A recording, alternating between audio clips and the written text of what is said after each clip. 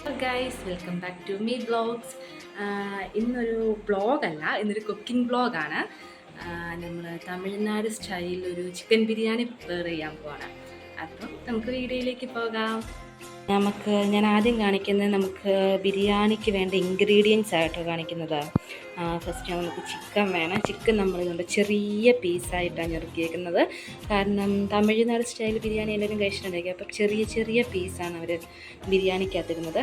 അതുപോലെ തന്നെ ഇഞ്ചി വെളുത്തുള്ളി അരച്ചത്, പച്ചമുളക്, തക്കാളി, പിന്നെ സബോള ചെറിയ കനം കുറച്ച് നമ്മൾ അരിഞ്ഞത്, പിന്നെ ബേ ലീവ്സ്, അതുപോലെ തന്നെ കറുവപ്പട്ട, അങ്ങനെ എന്താ ഗ്രാമ്പൂ, വലിയ ജീരകം, ഏലക്ക, അങ്ങനത്തെ സാധനങ്ങളൊക്കെ. പിന്നെ ബിരിയാണി മസാല. ശരിക്കും പറഞ്ഞാൽ ഈ ബിരിയാണി മസാലയ്ക്കകത്ത് തന്നെ നമ്മൾ ശക്തി ബിരിയാണി മസാലയാണ് എടുത്തിരിക്കുന്നത്. ഈ ബിരിയാണി മസാലയ്ക്കകത്ത് തന്നെ ഇതെല്ലാം, അതായത് ഇതും പിന്നെ ഈ പൊടി ഐറ്റംസ് ഓൾറെഡി ആഡഡ് ആണ്. എന്നാലും നമുക്ക് നമ്മുടെയും കൂടി ഒരു ടേസ്റ്റ് വരാൻ വേണ്ടിയാണ്, പിന്നെ ഇച്ചിരിയും കൂടി ഒരു ഫ്ലേവർ നിൽക്കാൻ വേണ്ടിയാണ് നമ്മൾ ഇച്ചിരി ഇത് എടുത്തിരിക്കുന്നത്. പിന്നെ ചിക്കൻ മസാല അത് നമ്മൾ ശക്തിയിൽ തന്നെ എടുത്തിരിക്കുന്നത്. പിന്നെ ഇത് മല്ലിയില, കരിയാപ്പില, പിന്നെ കുറച്ച് മുളക് പൊടി, മഞ്ഞൾപ്പൊടി, ഉപ്പ്, കുരുമുളക് പൊടി, ഇത്രയും ഇൻഗ്രീഡിയൻസ് ആണ്. പിന്നെ വേണം കേട്ടോ നെയ്യും വേണം. അപ്പം ഇത്രയും സാധനങ്ങൾ വെച്ച് നമുക്കിന്ന് ബിരിയാണി ഉണ്ടാക്കാം. അയ്യോ, പിന്നെ ഒരു കാര്യം കാണിക്കാൻ പറഞ്ഞു. നമ്മൾ അരി കഴുകി ഇതേ വെള്ളത്തിൽ ഇട്ടേക്ക് കേട്ടോ, കുതിരാനാണ്. നമ്മൾ 2.5 ഗ്ലാസ് അരി എടുത്തിരിക്കുന്നത്. അപ്പം അരി കഴുകി വെള്ളത്തിൽ ഇട്ടേക്കുക കുതിരാണ്. അപ്പം ഇതാണ് ഗൈസ്. ഈ വലിയ കുക്കറിലാണ് കേട്ടോ ബിരിയാണി പ്രിപ്പയർ ചെയ്യാൻ പോകുന്നത്. കുക്കർ ബിരിയാണി പോലെയാണ് നമ്മൾ ഉണ്ടാക്കാൻ പോകുന്നത്. അപ്പം അതിന് കുക്കറെല്ലാം കഴുകി സെറ്റാക്കി വെച്ചിരിക്കുകയാണ്. അപ്പോൾ ഇനി നമുക്ക് പ്രിപ്പറേഷനിലേക്ക് പോകാം. ഇതേ നമ്മൾ തീ കത്തിച്ച് കുക്കർ അടുപ്പേ വെച്ചിട്ടുണ്ട്. നമ്മൾ ആദ്യം ചെയ്യാൻ പോകുന്നതെന്ന് പറഞ്ഞാൽ നമ്മുടെ കുക്കർ പതിയെ ചൂടായി വരുന്നുണ്ട്. ചൂടായി വരുമ്പോഴത്തേക്ക് നമ്മളിത് സൺഫ്ലവർ ഓയിലും നെയ്യും കൂടെ മിക്സ് ചെയ്താണ് ഒഴിക്കാൻ പോകുന്നത്. ഇത് നമ്മൾ സൺഫ്ലവർ ഓയിലും ആണ് ആദ്യം ഒഴിക്കുന്നത്. അത് നമ്മൾ ആവശ്യത്തിന് ഒഴിച്ചതിന് ശേഷം ഇതിൻ്റെ അകത്തേക്ക് തന്നെ നെയ്യ് ഒഴിക്കുന്നുണ്ട് കേട്ടോ. സൺഫ്ലവർ ഓയിലും നെയ്യും മിക്സ് ചെയ്താണ് നമ്മൾ ബേസായിട്ട് ഒഴിച്ചേക്കുന്നത്. നെയ്യും എണ്ണയൊക്കെ നന്നായിട്ട് ചൂടായതിന് ശേഷം നമ്മൾ ഇത് ബേ ലീവ്സ് ആണ് ഇട്ട് കൊടുക്കുന്നത് ആദ്യം. ഇപ്പോഴെല്ലാം തീ ഹൈ ഫ്ലെയിമിൽ തന്നെയാണ് കേട്ടോ ഇട്ടിരിക്കുന്നത്. ഇനി അതിലേക്ക് നമ്മുടെ കറുവാപ്പട്ട, ഗ്രാമ്പൂ, ജാതിപത്രി, പിന്നെ വലിയ ജീരകം, അങ്ങനെയുള്ള എസെൻസ് അല്ല, അങ്ങനെ നമ്മുടെ ഇതെല്ലാം നമ്മൾ ഇട്ട് കൊടുത്തിട്ടുണ്ട്. ആ ഒരു ഫ്ലേവറിനുള്ള എല്ലാ ഐറ്റംസും നമ്മൾ ഇട്ട് കൊടുത്ത് അത് ചെറുതായിട്ടൊന്ന് മൂത്ത് വരണം. ഇതിങ്ങനെ ചെറുതായിട്ട് മൂത്ത് വരുന്നത് ആ ഒരു നമ്മൾ ഇട്ടതിലും കണ്ടോ ചെറിയൊരു കളറൊക്കെ ഒന്ന് മാറി വരുമ്പോഴത്തേക്ക് നമ്മൾ ആദ്യം ചെറുതായിട്ട് സ്ലൈസ് ചെയ്ത് വെച്ചിരുന്ന സബോള അടുത്തതായിട്ട് ഇട്ട് കൊടുക്കണം. ഇത് 3 സബോള നമ്മൾ ചെറിയ സബോള എടുത്തത് 3 നല്ല ചെറുതായിട്ട് കനം കുറച്ച് അരിഞ്ഞത് ഇട്ട് കൊടുക്കുന്നുണ്ട്. അതിന് ശേഷം അതൊന്ന് ചെറുതായിട്ടൊന്ന് വാടി വരുന്നത് വരെ ഇളകിക്കൊണ്ടിരിക്കുക. ഇതെല്ലാം ഹൈ ഫ്ലെയിമിൽ തന്നെ കേട്ടോ ചെയ്യേണ്ടത്. ഇതുണ്ട്, ചെറുതായിട്ടൊന്ന് നമ്മൾ സബോള വാടി വന്നിട്ടുണ്ട്.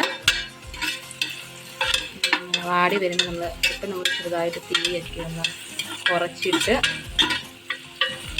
പിന്നെ നിങ്ങളുടെ ഈ സ്റ്റൗവിൽ നിന്ന് പറഞ്ഞ ഫ്ലെയിമിനനുസരിച്ച് കേട്ടോ. ഒത്തിരി ഫ്ലെയിം വരുവാണെങ്കിൽ ഈ നമ്മുടെ ഈ ഇതെല്ലാം മൂപ്പിക്കുമ്പോഴേ കുറച്ചിടുന്നത് നല്ലതായിരിക്കും. കാരണം അത് കരിഞ്ഞു പോകലല്ലോ.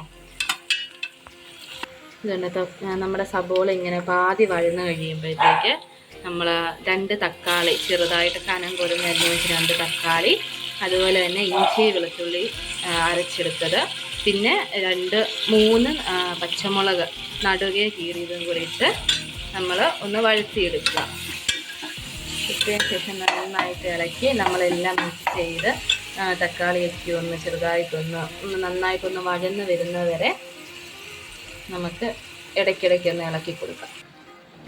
ഇപ്പം നമ്മുടെ തക്കാളി എല്ലാം നല്ല രീതിയിൽ മെൽറ്റായി വഴന്ന് കണ്ടോ, തക്കാളിയുടെ നീരെല്ലാം ഇറങ്ങി വന്നിട്ടുണ്ട്. ഇനി നമുക്ക് നമ്മളെടുത്ത് വെച്ചിരിക്കുന്ന പൊടികൾ ചേർത്ത് കൊടുക്കാം.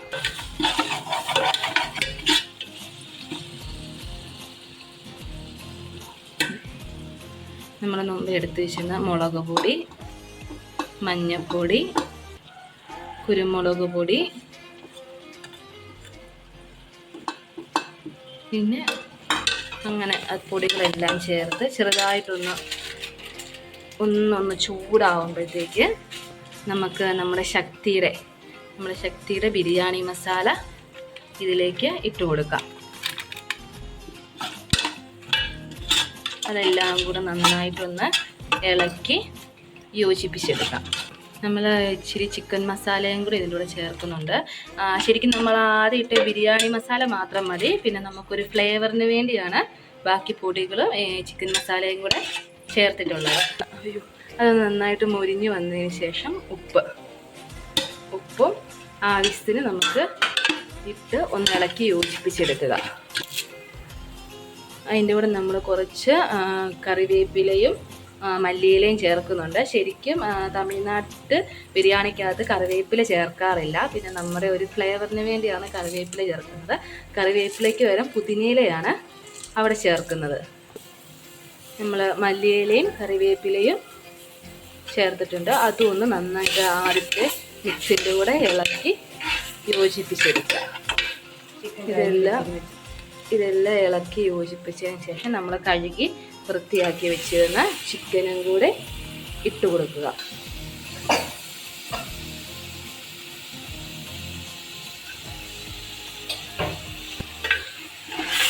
ചിക്കൻ ഇട്ടതിന് ശേഷം അതും നന്നായിട്ട് ഇളക്കി ആ മസാലകളെല്ലാം ചിക്കനെ പിടിക്കുന്നത് വരെ നന്നായിട്ട് ഇളക്കി മിക്സ് ചെയ്ത് കൊടുക്കുക.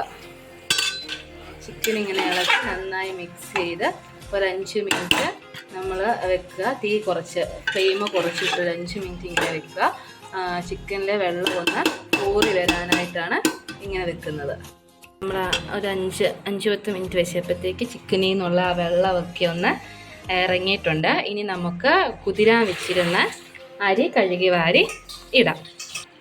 നമ്മൾ ഇനി റൈസ് ഇടാൻ പോവുകയാണ്. വെള്ളമൊക്കെ ഊറി ഇറങ്ങിയ ചിക്കനിലേക്ക് നമ്മൾ കഴുകി വാരി കുതിരാൻ വെച്ചിരുന്ന റൈസ് ഇടുകയാണ്.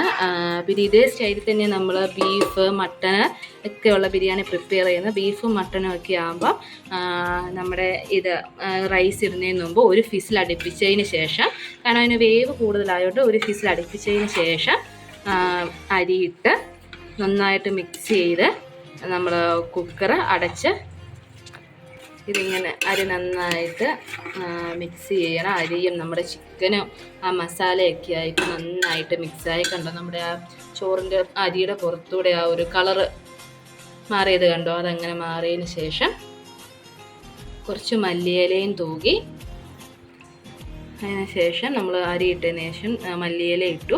അതിലേക്ക് നമ്മൾ കുറച്ച് നെയ്യും കൂടി ഒഴിക്കുന്നുണ്ട്. ഈ നെയ്യ് ഒഴിക്കുന്നതെന്ന് പറഞ്ഞാൽ നമ്മുടെ അരി ഒട്ടിപ്പിടിക്കാതിരിക്കാൻ വേണ്ടിയാണ് ഇതിന് മുകളിലേക്ക് നെയ്യ് ഒഴിക്കുന്നത്. ഇനി ഇതിലേക്ക് നമ്മൾ വെള്ളം ഒഴിക്കാൻ പോവാണ്. നമ്മൾ അരി എത്ര ഗ്ലാസ് ആണോ കുതിരാനിട്ടത് അതിൻ്റെ ഇരട്ടി വെള്ളമാണ് ഒഴിക്കേണ്ടത്. ഞാൻ ഈ കപ്പിന് 3 കപ്പ് അരിയാണ് കുതിരാനിട്ടിരുന്നത്. അതുകൊണ്ട് തന്നെ 6 കപ്പ് വെള്ളമാണ് ഇതിലേക്ക് ചേർത്ത് കൊടുക്കുന്നത്.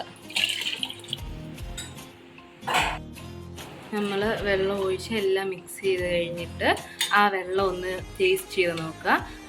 എന്തിനാന്ന് പറഞ്ഞാൽ നമ്മൾ എല്ലാ മസാലയും ഉപ്പും എല്ലാം കറക്റ്റാണോ എന്നറിയാൻ വേണ്ടി ആ വെള്ളം ഒന്ന് ജസ്റ്റ് ടേസ്റ്റ് ചെയ്ത് കഴിയുമ്പോൾ മനസ്സിലാകും. പിന്നെ അതുപോലെ തന്നെ നമുക്ക് സമയമില്ല, പെട്ടെന്ന് നമുക്ക് ബിരിയാണി വേണമെന്നുണ്ടെങ്കിൽ നമ്മൾ ഈ കുക്കർ അടച്ചിട്ട് നമ്മൾ ഹൈ ഫ്ലെയിമിൽ 3 ഫിസിൽ ഇട്ടിട്ട് ഓഫാക്കിയിട്ട് ഫിസിൽ കളഞ്ഞെടുക്കാവുന്നതാണ്. അല്ലാന്നുണ്ടെങ്കിൽ തീ കുറച്ചിട്ടിട്ട് നമ്മൾ ഒറ്റ ഫിസിലടുപ്പിച്ച് അതിൻ്റെ ആ പ്രഷർ തനിയെ പോകുന്നവരെ വെയിറ്റ് ചെയ്ത് എടുത്താൽ മതിയാകും. അപ്പോഴത്തേക്കും നമ്മുടെ ബിരിയാണി റെഡിയായി. അങ്ങനെ നമ്മുടെ കുക്കറിലെ ആവിയൊക്കെ പോയിരിക്കുകയാണ്. നമ്മൾ കുക്കർ പതിയെ തുറന്നു. നല്ലൊരു സ്മെല്ലൊക്കെ വരുന്നുണ്ട്. നമ്മുടെ കുക്കർ തമിഴ്നാട് സ്റ്റൈൽ ബിരിയാണി റെഡിയായിരിക്കുകയാണ്. കണ്ടോ, നന്നായിട്ട് വെന്ത് ചിക്കനും ആ മസാലയും ചോറും ഒക്കെ ആയിട്ട് നന്നായിട്ട് മിക്സ് ചെയ്ത് നല്ല രീതിയിൽ സെറ്റായിട്ട് വന്നിട്ടുണ്ട്.